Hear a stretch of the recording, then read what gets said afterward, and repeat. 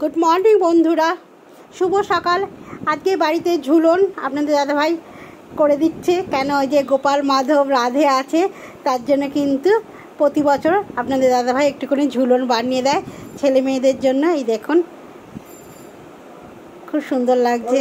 আপনারা বলবেন ঝুলনটা কেমন লাগছে। খুব সুন্দর লাগছে। দেখুন, পুতুলগুলোও কিনে নিয়ে এসেছে, নিয়ে এসে ঝুলন বানিয়ে দিচ্ছে। আর এই যে আমার গুন্ডারা সব বসে আছে, দেখতে পাচ্ছেন, রাধে মা, গোপাল সোনা, মাধব সোনা। চলুন সকালের টিফিনটা এবার কি খাই। এই সকালের টিফিন বানিয়েছি ছোলা আলুর তরকারি একটা, এটাই সকালে খাওয়া দাওয়া করবো আমরা।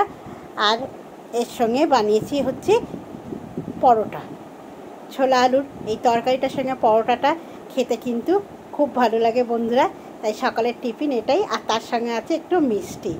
চলুন টিফিনটা খাওয়া দাওয়া করে নিয়ে তারপরে আদার্স তো কাজ আছে, সেই কাজগুলো করতে হবে। আর এই যে দাদাভাইকে দিয়ে দিয়েছি খেতে, যে দাদাভাই খেয়ে নিই সকালের টিফিনটা বন্ধুরা।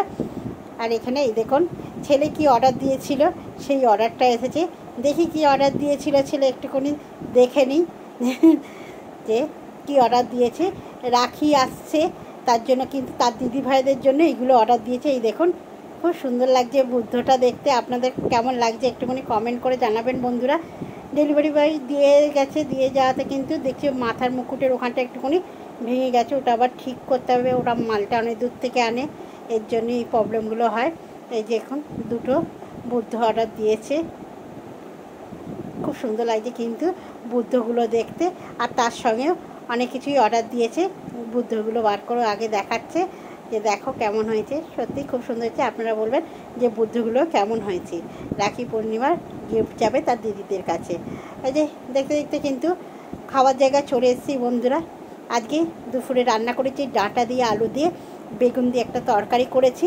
আর এটা হচ্ছে পাঁচমিশালি ঘন্ট করেছি, একদম সব কিছু সবজি দিয়ে, পুঁই শাক দিয়ে।